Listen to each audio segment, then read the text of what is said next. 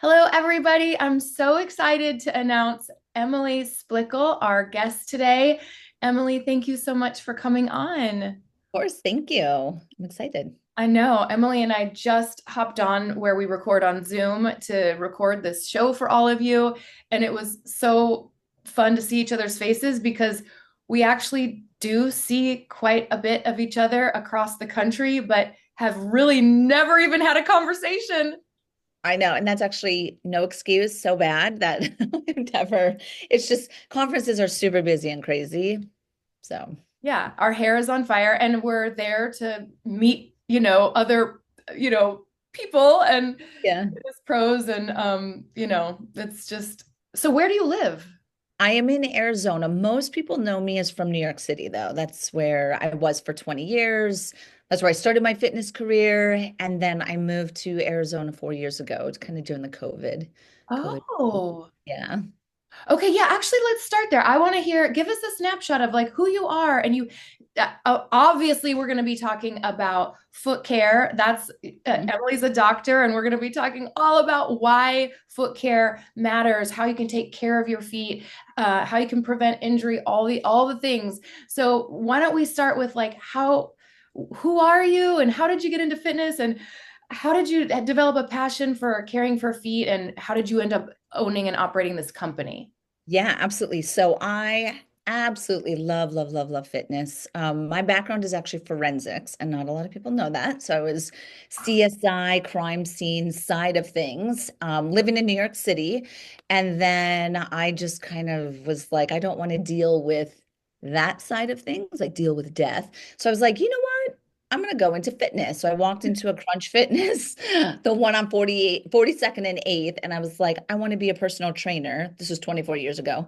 Um, and they looked me up and down and were like, you're hired. And I was like, I don't think that qualifies me, but Oh my gosh. Wait, why? Because you were cute? Were they no, like, I think just because they were like, you're like, I was a gymnast for 13 years. So they were like, you look like you would know fitness or yeah, something.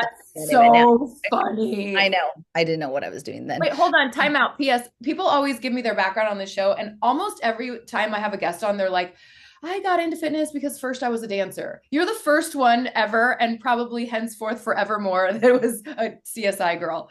Okay. Really? Oh, yes, the forensics. Yes, Yeah. went from crime scene to crunches. I don't know.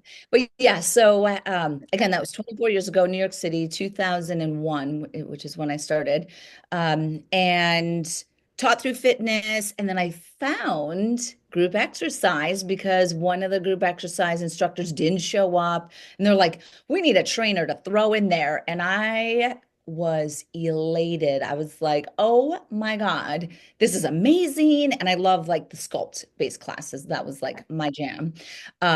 Plus, the cool thing is you get paid even if no one shows up for your class. I was like, you know what? This is great. But yeah, and then I fell in love with spinning and taught almost every aspect of it.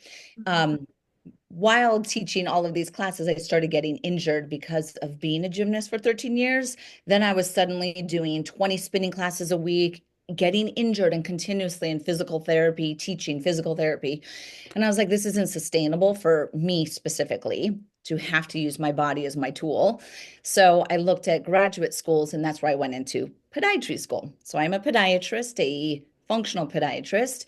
And as I went through my entire podiatry school training, I stayed within fitness. So I kept teaching classes, I kept training a few clients, which was a critical part of my story because I always wanted to have fitness be some facet of my career. So then 2008, when I graduated podiatry school, I was like, oh, I've been in fitness for almost 10 years now. It was 2009. So I created my first workout, which is called Catwalk Confidence. And it is a workout for women who wear heels. This is definitely during the Sex and the City days. And that actually springboarded my career and really my media. So I do a lot of stuff in media. And it was because of the juxtaposition of a podiatrist and then this high heel class. And it was Right. just so media, Like that media sexy was, nerdy, like sexy and nerdy. yeah, Yeah. yeah. You're just like, what is this? So it was incredible. And then the barefoot running boom happened. So 8, 9, 10. Okay. Remember the minimal shoes, born to run. This is me now at the start of my career. I started speaking at the SCW conferences, and I was like, oh, I need to tap into that niche because it's going to be, I just knew it was going to be something from a category that was very, very large. And I was like, I'm a podiatrist. I'm in fitness, feet, shoes. I'm going to own the niche of barefoot training, barefoot science, barefoot fitness, and just kind of this whole side. So that's really what I focused on. And then fast forward a little bit, I actually took a break from my residency, went back to school, got my master's in human movement. And then that became the glue between my fitness career, my medical degree, and then the glue is my master's in human movement. So that's what bridges it. I see. Yes. And then I started my education company, which is called EBFA Global, and we have a barefoot training specialist certification, Bare Workout, Barefoot RX. We have a now probably a dozen certifications that started off of this barefoot training trend 2010 when I saw this opportunity, right? Um, and then continuing to fast forward, then I saw that there was a need for a product that would essentially target the same message and focus of what I do. And in 2017, I launched Nabosa, which is a sensory-based product line, uses texture to stimulate the nerves in the feet and the hand. And that's kind of the next evolution of my career from trainer, GroupX, educator to now fitness product. And then over here, I'm a doctor on the side doing my thing. It all works together symbiotically and synergistically, though. All those silos Yep. work. They do. And I think that from someone who's not in the fitness industry, or if someone just like quickly glanced at like the zig and the zagging of my career and that I have several businesses, that they'd be like, it's kind of a lot, right? And I'm like, actually, no, they all feed into each That's other, yeah, right? that's When I teach at a conference, I'm teaching about feet, foot to core, barefoot science, footwear, which is elevating the fitness professional's experience, but then that's also how I get patients. That's how I sell product. right. That's how I sell certifications. So they all interplay with each other when you actually like go deep and look at all of the kind of the consistent thread throughout them. Yeah.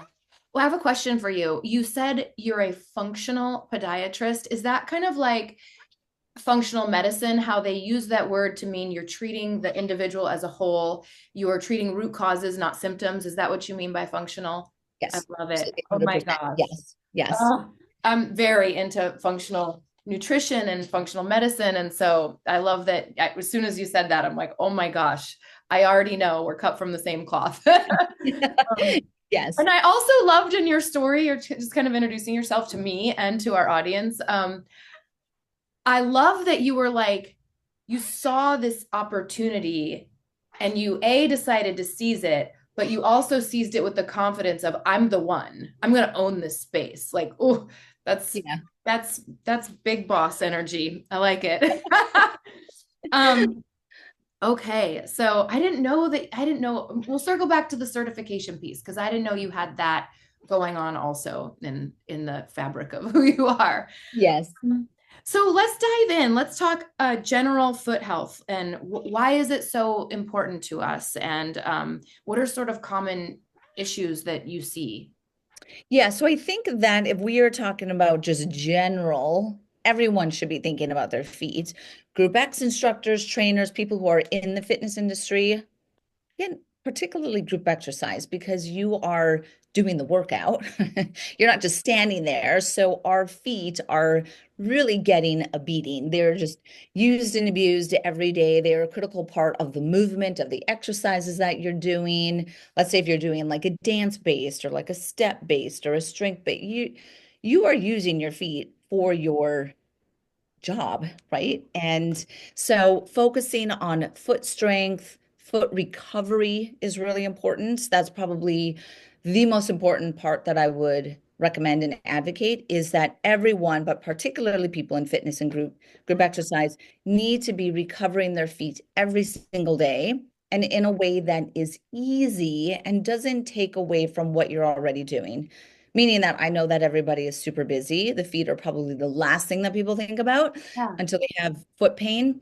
So that's where, like our neural ball, just as an example, it's a ball that splits into two pieces so that people can easily release their feet while they're brushing their teeth. So literally stand on the domes, brush your teeth, 2 minutes, check, you did it, right? Twice a day, morning, Yes. evening, and you're getting a really good return Okay. with So stuff just like doing it when you're brushing your teeth is the way to go. that's all that I recommend. Yeah. Goodness. Yeah. So it's super, super, super easy. Or it could be like at the start of a workout, you could totally do that. Things like that are toe spacers or just toe spacers in general. Yeah. Toe spacers that open up your toes. Some people will think kind of like when you get a pedicure, but this is a little bit more specific. Okay. So spreading the toes, you are opening up the toes, you're supporting stretching alignment, circulation, your plantar fascia inserts in your toes. You stretch your plantar fascia when you use toe spacers. If you have bunions and hammer toes, this is a great form of recovery. It's so easy. You slide them on and go do whatever you're going to do at night anyway. Cook dinner, watch TV, whatever it is that you Okay. do. So it's Okay? not like you have to dedicate time outside of your day to go through some 20-minute routine to take care of your feet.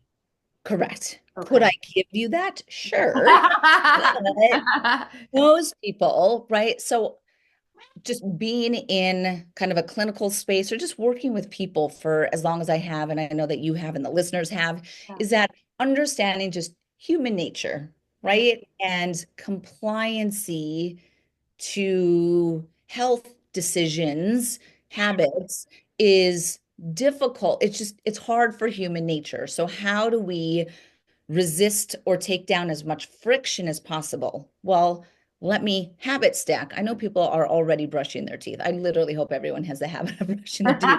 Habit stack. That's a good That one. was established when you were like 2 years old, probably. So, can we now, when I brush my teeth, I release my feet? And you literally just kind of, okay, this is so easy. And now you are starting to make this a priority that you're like, something's missing. Oh, I didn't release my feet and I actually notice it. Okay. Right. Then that individual will be more inclined to want to, oh, I could actually strengthen my feet now. And then they'll be more committed. Okay. Okay. So Yeah, this is a silly little practical question. Do you think people keep their neuro balls in their bathroom? I tell them to. Yeah. Okay. That's what I was thinking. Okay. So, Yes, leave it split open, leave it in your bathroom, and don't ever move it. so just so the audience knows, I'm like, I'm going to do this. Like, for one, Emily and I have been seeing each other for the last, I don't know, 5 years around the conference circuit, and we are doing our own conference. And Naboso is actually supporting our conference and providing something really wonderful for our swag bags. And so I'm like, I'm jumping in, and I am the person. Like just now that I've been on your website and looking at all your materials, I'm exactly who you just described. I don't think about my feet.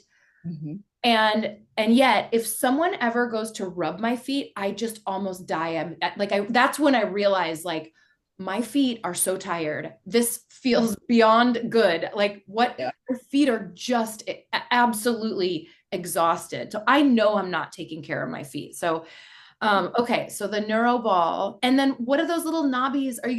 What are the little, like, the texture on it? What does Yeah. that do besides feel good?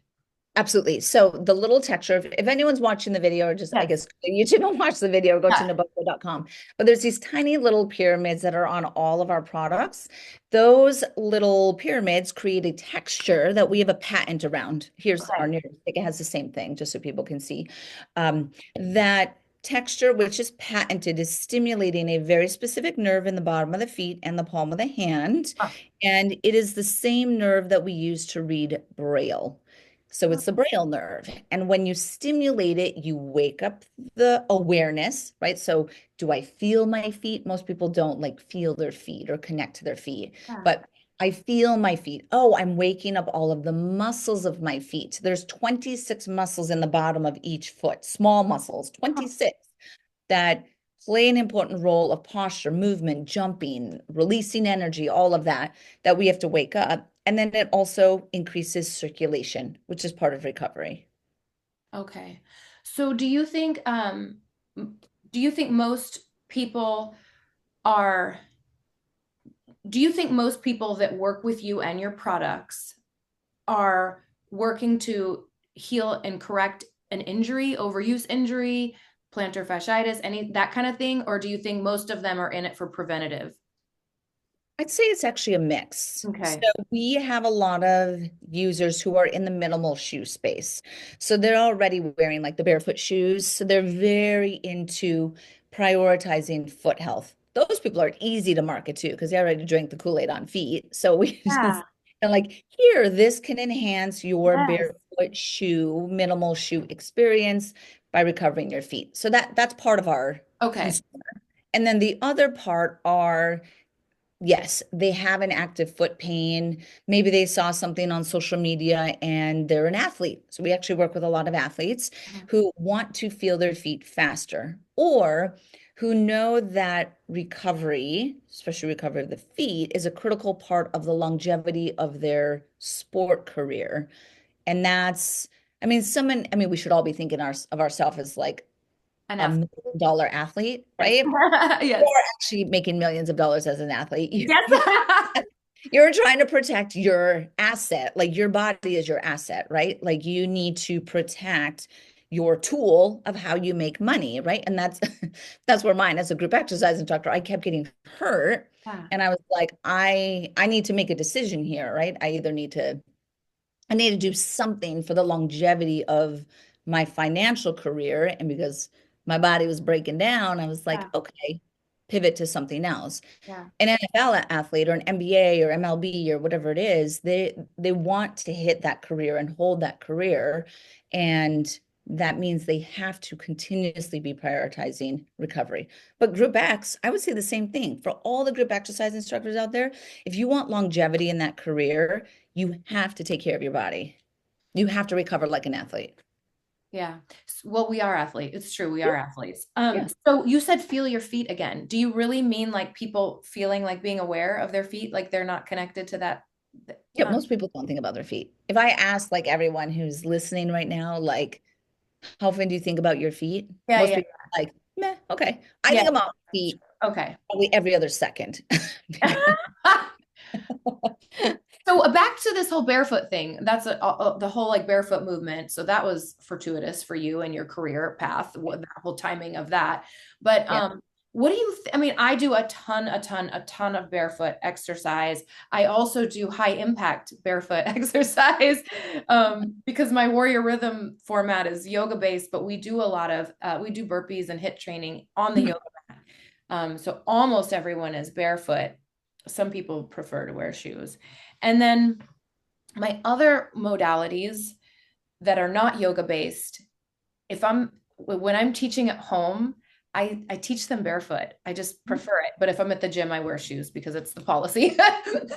But so what are your thoughts and feelings about minimal shoes and barefoot shoes? Is that good for us? Is that bad for us? Like, what are your thoughts? Yeah, absolutely love, love, love barefoot training specifically. Okay. Minimal shoes, because that allows people to kind of go out into the world with that natural foot strength and range of motion and stimulation.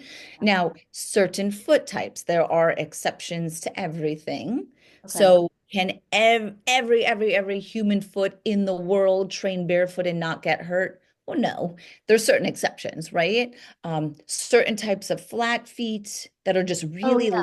lax. So, very lax flat feet, flexible flat feet, some of them may not be able to tolerate the impact and the forces going through their foot Okay. because of not necessarily a lack of strength, but because of a lack of ligament control of the foot. It Interesting. means it's going to translate higher. That I do, that's most of my work when I see patients who are like, I'm trying this, I do this, I know barefoot is good, I strengthen my feet, and look at my foot. It's still like, I Okay. will explain to them, you have this very specific foot type, Okay. ligament laxity, etc. Now, having said that, every foot type, even a ligament lax foot, can control the foot position or posture a little bit, do certain things barefoot, but maybe not running. Okay. barefoot, I right? That's where you're just kind of saying like, okay, what's the activity that so you maybe yoga, maybe not running for some sure, people. exactly. So Yeah. that you said ligament laxity, is that what causes flat-footedness? It's one of the causes. Okay. The other cause Or is muscle weakness. You can have muscle it's weakness. not congenital, it happens, or is it congenital? So the ligament laxity is congenital. So Okay. that's where when people say, "Oh, I got the bunions from my mom." Bunions are genetic, right? Bunions are kind of a bump on the side Yeah, of the yeah. the bunion is genetic. It's really not the bunion. It is the laxity of the foot that destabilizes it, that predisposes you to the bunion in the first place, Ah, right? ah, So I just like to go a little bit more specific so that we're ah. calling a spade, Yeah, right? Like we're just being okay. specific. Okay. Yeah. Um, okay, yeah. So the what about high heels? I love high heels too. I like barefoot, I like high heels, and I like gym shoes. Those are my, it's I like know, I know, I know. So high heels do put your foot in an unnatural position. Like that's well accepted. Everyone knows that, yeah. right? I know that, you know that. Everyone else who wears high heels knows that. So what can you do when you are not in the high heel to recover your feet, to keep your feet strong, to wear proper footwear that is outside of that, right?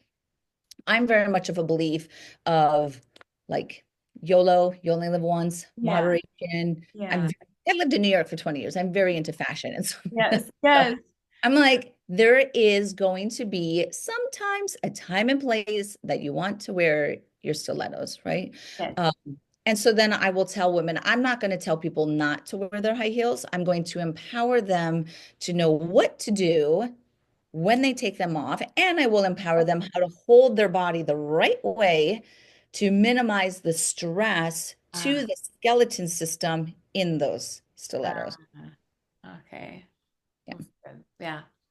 I like to wear some stilettos, but they don't feel good. Like they never feel good. I know. So I have a question back to the like when I do teach my warrior rhythm class and I'm in part of my like spiel when I see there's new people in class and I'm managing their expectations and quickly describing the format, I always add in there that it is barefoot, but that Mhm, they're welcome to keep their shoes on if they prefer. I don't let them wear socks unless they're like grippy socks because I don't want them to slip on the floor. mhm. Is there sometimes I don't like when people wear a shoe on a yoga mat. So some people want to like sometimes maybe like less than 1% of students that take my class will want to keep shoes on. But I feel like that creates the shoe on the yoga mat almost too much grip on too much grip, the grip of the mat and the grip of the shoe. So like pivoting from maybe warrior one into a low lunge or something, it feels like there's a lot of torque on the knee. So I don't know. I just struggle with language around wearing shoes, but I feel like some people want to keep them on for foot support. Do you have any advice for me or for other instructors out there regarding Yeah, like shoes on a mat? yeah, that's actually a really great point. And that explaining that when you're cueing it, obviously it's another element of a cue, is maybe how they pivot from warrior one to warrior two, right? It's just saying like, okay, I need you to kind of like lift the toes and rotate or Yes. something, right? Yes. Or that's where doing certain content pieces or speaking to them and saying like, these are potential suggestions for support that is not a whole shoe. There is something that's called an elastic arch strap. So it's like 3 inches wide and it slides on the foot and it will hug the arch and it will lift all of the structures of the foot. And Wow. it's just a band that sits around the middle of the foot. That is oftentimes what I recommend to people. So, like Pilates instructors who are starting to get plantar fascial symptoms from just Yeah. standing all day on the floor, I will say, I understand that you may not want to be wearing sneakers as you're teaching Pilates to right to the practice, but could you wear an elastic arch strap? You can get them on Amazon. There's one by Okay. That to me, that's my favorite one. And that's what they could do.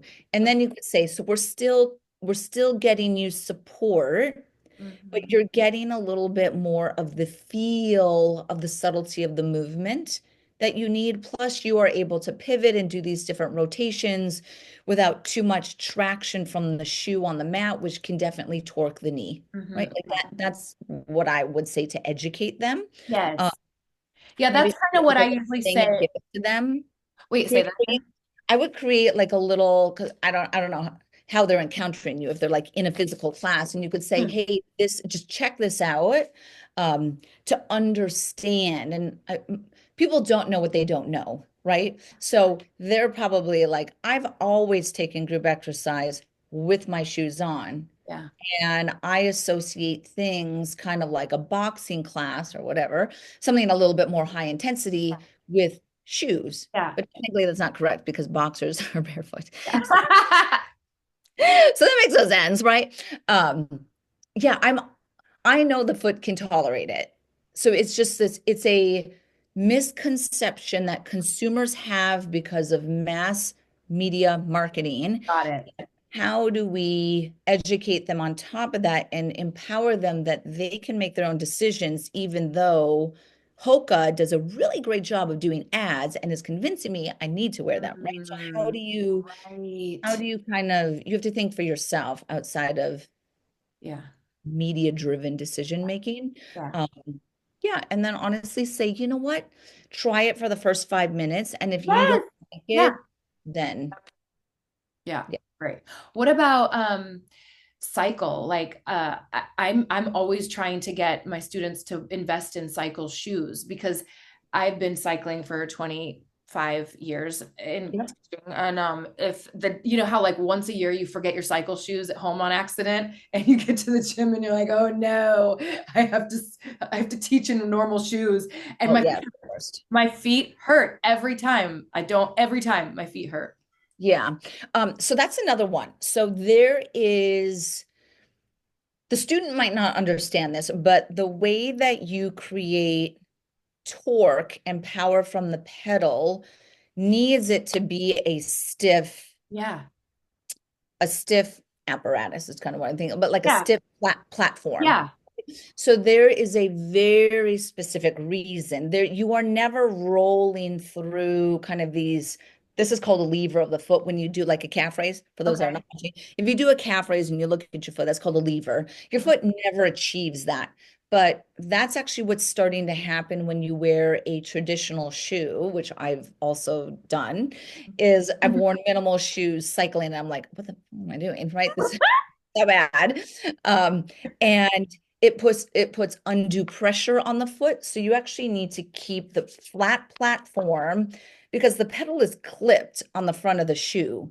So the stiffness of the shoe translates so that pressure stays even across the forefoot and the rear foot. You Right. need that. If not, you're putting a lot of forefoot pressure because of the clip or the pedal, Yeah. right? Where your foot sits in the cage. It's really just the forefoot. Um, which is not necessary. And then it's changing the mechanics. You're working way harder than you should be because you just can't Yeah, it lift. feels like a So, loss of efficiency. yes, I'm also a huge fan of clipping versus cages because of that same mechanism. The mechanism is different. I think similar to that is giving them analogies of what they could connect to and say, just like a snowboarder or a skier, it's actually the safety of the foot and your knee and your hip. This is a safety thing. This is not you're trying to sell them to buy a shoe so you get a commission. Right. This is a safety thing, Yeah. right? This is And this is stay pain free so you can keep coming back. yes, and you are going to actually recruit the muscles differently when you have the shoe. So you are going to get more out of the workout. And honestly, if you said that to someone, Yeah, they oh my want to God, get. I'm getting Yeah. 50% of the return of what I should be by using that. So what am I doing for 45 minutes? You know? The other thing I like about cycle shoes is that they do align the foot, like the ball of the foot over the center of the pedal. Whereas I see a lot of times, like women with small feet, for example, that don't have uh, cycle shoes, they Yep. just push their foot all the way into the cage because they think it's supposed to go all the way in there and it was less likely to fall out. But then they have like their arch over uh, the Yeah. pedal. And so that's bad, I'm sure. I know for the foot too. And then they're like, what, my feet, why are my feet numb? Yeah. My feet went numb in your class. Well, yeah. So Yes. Yeah. I actually don't remember how I taught spinning back in the okay. day, and then I did track cycling. So I did um, a lot of cycling and like also on a competitive level. Then I hurt myself. So kind of mix that. Um, so I don't, are cycling shoes like Yeah. $100 Yeah, like something? $100. Okay. Okay. It's Yeah. it's like the uniform. And Just say the uniform. they last forever. Yeah. I just tell people I pretty regularly make an announcement in class, like if you haven't yet invested in cycle shoes, you're worth it. And $100, put it on a gift list for yourself and they will last forever. Yeah. Yeah. No, I agree. So what kinds of injuries? Okay, well, you talked about Pilates instructors and plantar fasciitis. I know I've had intermittent bouts of plantar fasciitis, and that's something we hear about. How our participants come to us with their injury complaints and stuff like that, and we always have to stay in our scope of practice. Side note: stay in your scope of practice. But Yeah. what types of? I mean, plantar fasciitis, I'm sure, but what else do we see? Do you like in group fitness, like what other problems do people tend to develop with their feet? Yeah, so definitely plantar fasciitis or really any type of heel pain. Could be Okay. plantar heel pain or bottom of foot heel pain. That's typically your plantar fasciitis. Back of heel pain, that's a little bit more of your Achilles tendonitis. Okay. Sometimes people will categorize things as ankle pain. And the inside of the ankle, there's a tendon called the post-tib tendon, which is the arch stabilizer of the foot. So Mhm. that could be another tendonitis, right? That's essentially saying the foot is unlocking, pronating, unlocking Mhm. in an uncontrolled way that can stress that tendon, this post-tib tendon. On Okay. the outside of the ankle, that's where your perineals sit. So Yeah. that's those run into your IT band. So that's Those are always fatigued on me. yes. So Up. then that's a lateral ankle stability component. So Okay. that could be if you're doing a lot of kind of jumping to a single leg, rotating single leg, anything single leg, you're going to be using the perineals. We have that side. Of course, if people are on the ball of the foot a lot, thinking kind of like a dance based, or Oh, even right. some of the yoga movements where, like you were saying, burpees, so they're jumping back and they're landing on their forefoot. You could get a metatarsalgia. Metatarsalgia just means ball of foot pain. Um, that could be a neuroma.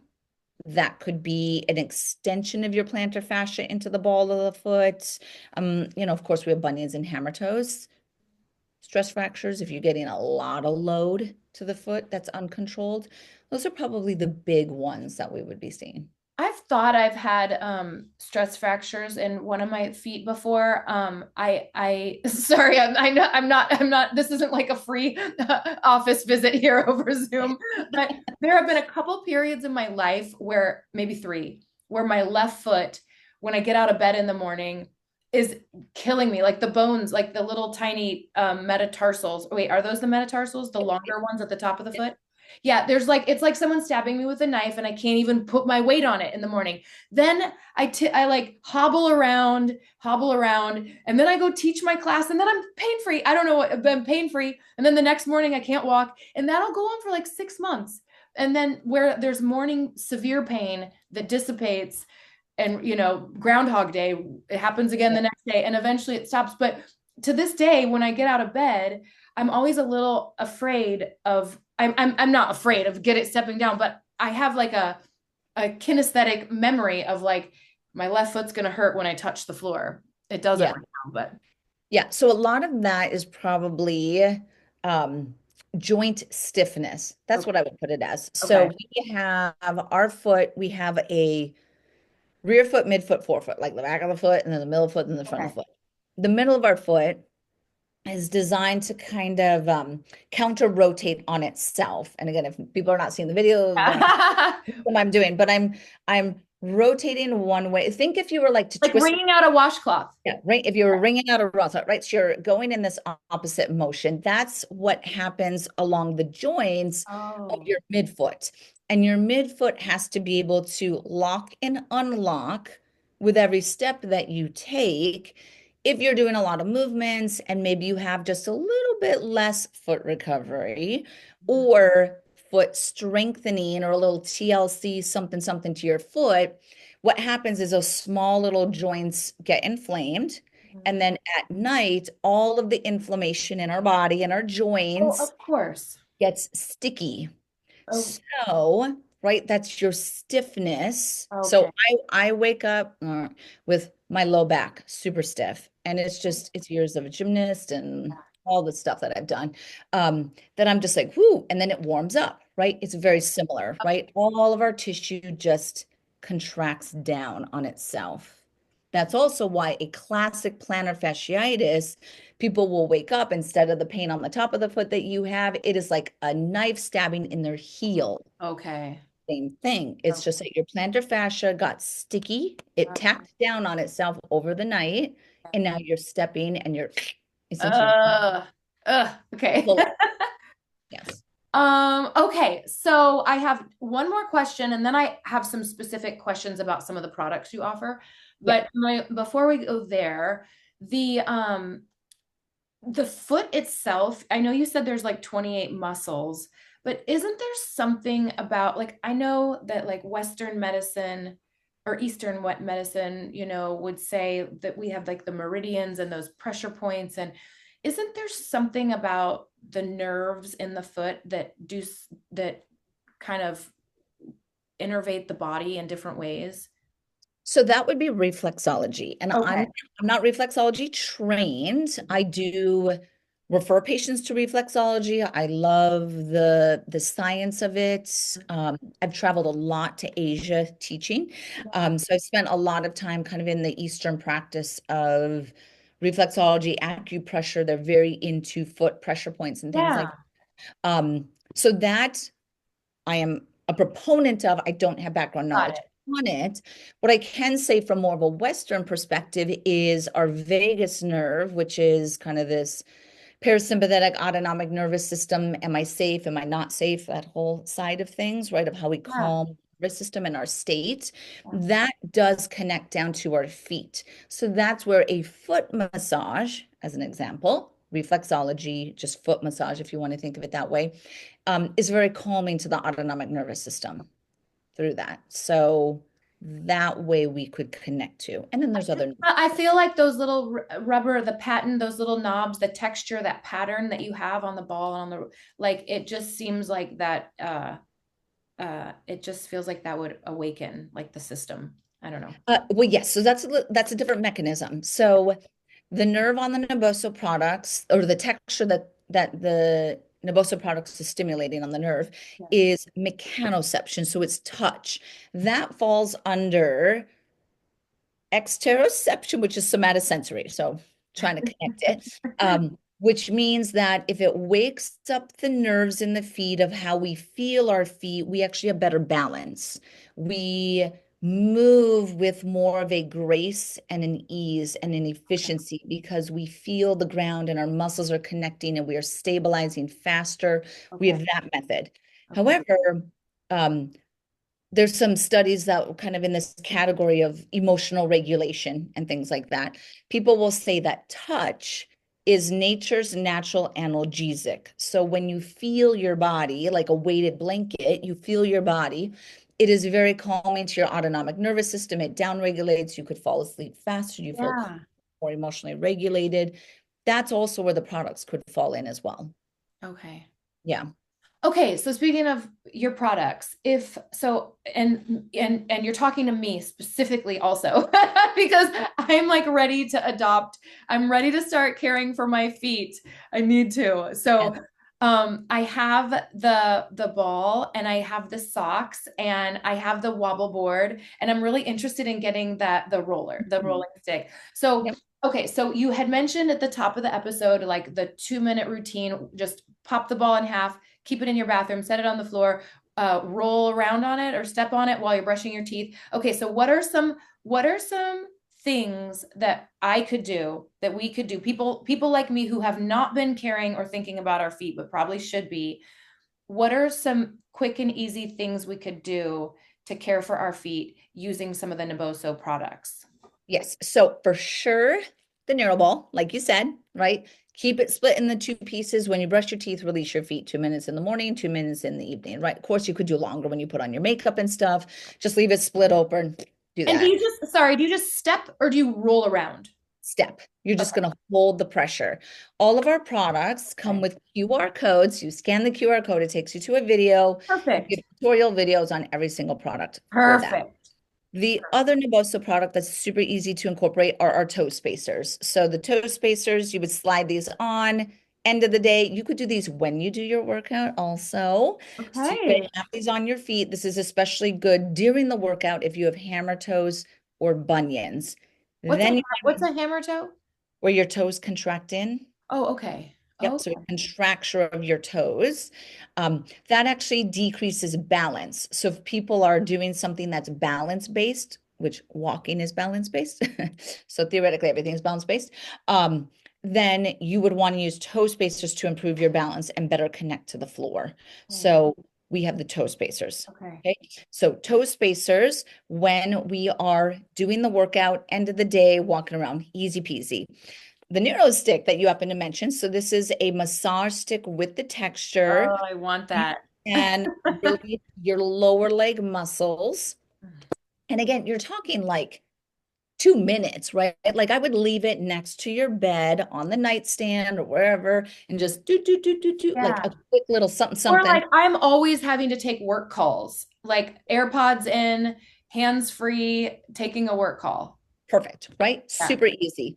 The socks that you had mentioned, the socks have the same texture on the inside. So the texture, this is honestly one of my favorite ones. So slide it on into the day and just walk around and do what you were going to do. Kind of like I said with the toe spacers. So Okay. literally just put them on, walk around. I love them for flying. So I always fly with the Naboso socks because they keep the circulation. Circulation is super important when you're flying. Oh my goodness. Yeah. Yes. So Yes. they Yes. are my go-to flying sock. They're my go-to recovery sock. Oh I, my. I actually will put, you won't damage them if you put any sort of like foot cream or whatever, Oh, right? okay. If you're barefoot all the time and you're doing your barefoot movements, then your skin of your feet, you have to take care of that also. So I will do my foot cream care products and then I put the Naboso socks on. So you could do Oh, that as well. okay. Okay. Yeah. So the textured knobs go on the inside facing. Yes, that is what's touching your foot. You always want the skin of your Awesome. foot to touch That the looks texture. awesome. How did you get the patent? I mean, not how did you get the patent, but how did you decide on the shape and spacing and texture? Like, how did you end up figuring that out? Yeah, actually, thank you for asking that because it's not just arbitrary. I did not make Yeah. it up. So there is all of the Naboso products are actually based off of textured research. So there's Hmm. textured insole research that has been done for, I don't know, 10 years, something like that. And when I was in the barefoot space, traveling around, talking about barefoot science and shoes and just this whole category, people then started asking me and saying, well, if I'm going to take my athlete or my student's shoes off and go barefoot, well, which surface should I stand on? What mat? Does it matter if I'm on a yoga mat, a hardwood floor, Yeah. wrestling mat, turf, Yeah. rubber? Like, what does it matter, right? So I started researching surfaces Okay. and what your foot is touching, which then led me to this textured insole research. Okay. That research showed all this powerful benefit of using texture, right? Foot strength, balance, fall reduction, all these things. Huh. But then no one did anything with the research. They would just research it and publish it and then be like, that's great. And I was like, no, you We need have to use this product. research to Yeah. help people, right? So that's actually what I did. So it's based off of this research and then some of the researchers, there's this one specifically, her name is Hatton, she's out of Australia. She started researching a pyramid versus a circle. versus Oh, a okay. this versus a that. Okay. And then when you look at the nerve that we're stimulating, so we're stimulating what's called an SA1 Merkel disc. It's a very specific nerve. It's the I- braille. It has a spatial acuity of 1 millimeter. What that Okay. means is Okay. if the pyramid peaks are too far apart, well, clearly that's 2 points, right? If Yeah. the pyramid peaks are too close, your brain will read it as a blob, like 1 point, not 2 points. So Oh, how far do the pyramids have to be subtle enough to stimulate 2 point discrimination? That's what, whoa. yeah, yeah. So So cool. yeah, so that's why when people say, "Oh, then you're no, no, no, I got a nubby ball," I'm like, it's not a nubby ball. It's a very specific neurosensory stimulus, Yeah. right? And I've obviously just spent a lot of time thinking about this and researching it, but we have some really, really exciting effects when we work with people who have like MS and Parkinson's and stroke, that they walk in a way that is like, people don't believe that our products do this when they see someone with Parkinson's, like they're rowing their cane down and they're just like, oh my God.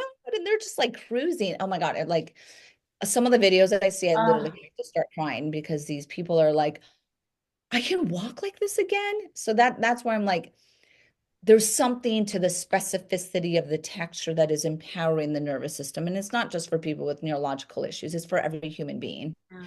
I'm very passionate about the texture. No, I love it. That is incredible. That's brilliant. So Yeah. neat. Ugh.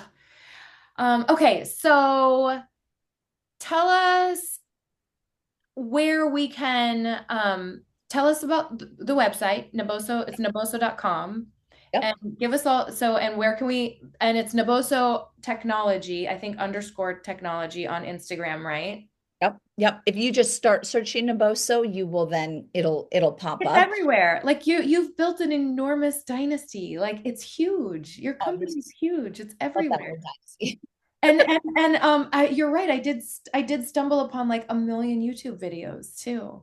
Yeah, we have a lot of content. That is an extension of my education company, and I know that you're in the space of education Yeah, as tell well. us about that, your certification and stuff like that. Give us all Yes. the lowdown, and then we got to get a confession out of you. Yeah, sounds good. Okay. So, first one is, so I do see patients. Most of my patients are virtual. Okay. Oh, My okay. patient website is thefunctionalfootdoc.com. So that's where I see patients. So that can funnel to that. So anyone can see you. You do virtual. Anyone can see me virtually. I actually see patients all around the world. Most of my patients are actually not in the United States. So that is something. I treat everything. And then my education company is EBFA Global. That's my education company.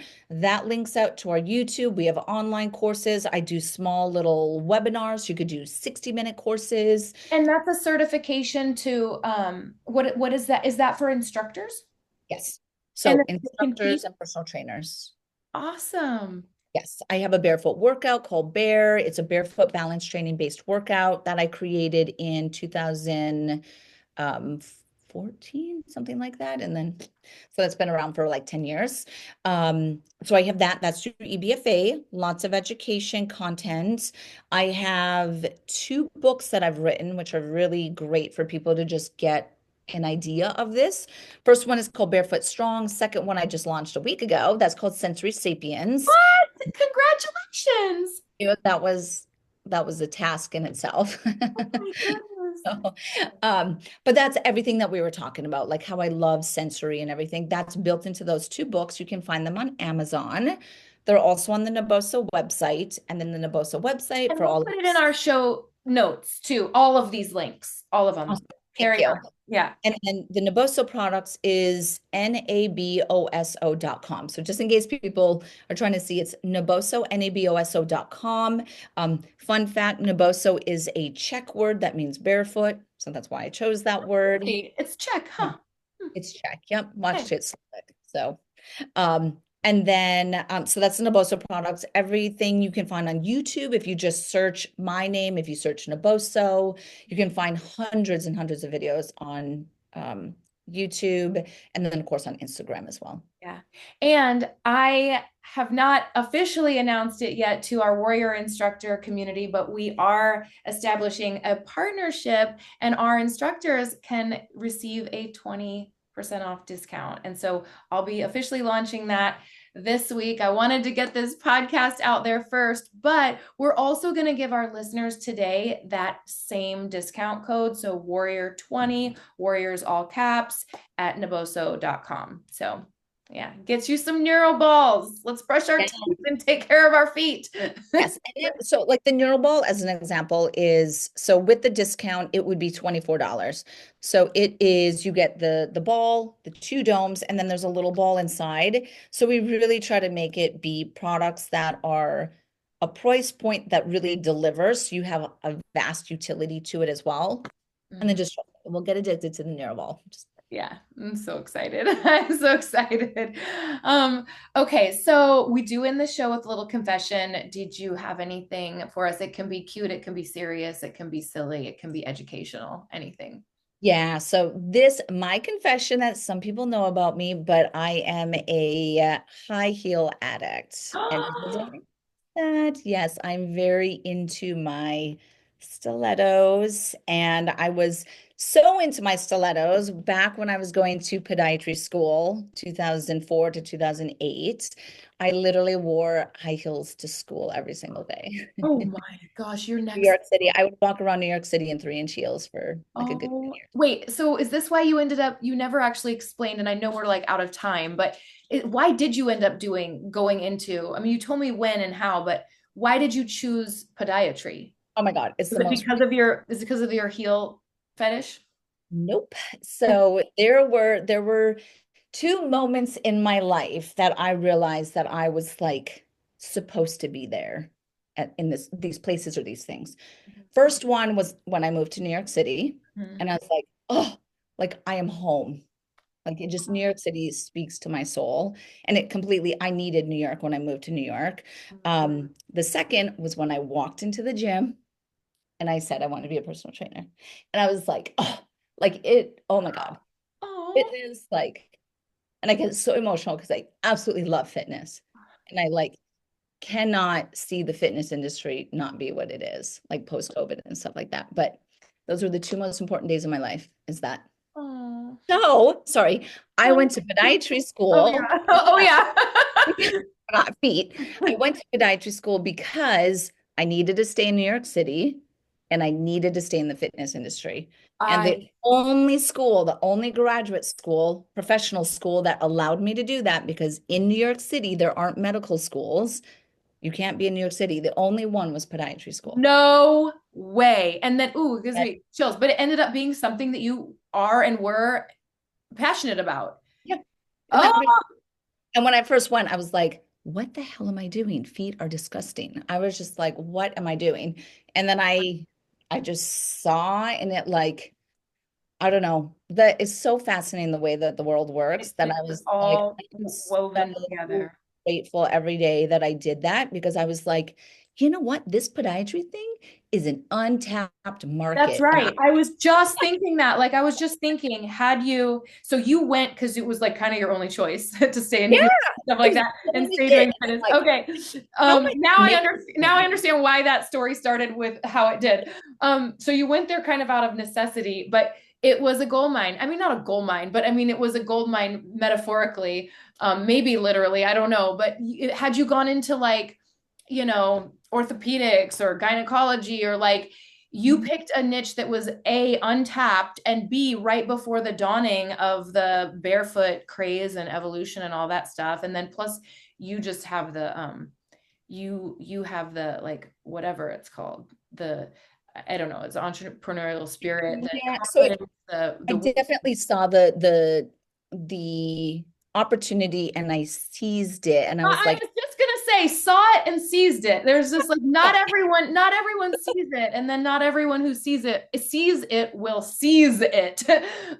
So it's just that's really a beautiful story.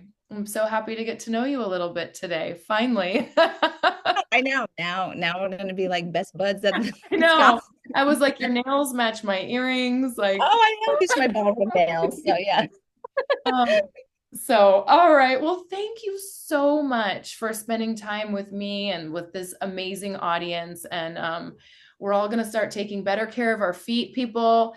Check out the show notes and make sure you follow Emily. And oh, what about your account? Do you have like your own account or just Naboso? Yep. No. So my account is Dr. Emily DPM. Oh yeah, that's right. Thank you so much, and I look forward to seeing you soon. Amazing. Thank you. Okay, bye everybody.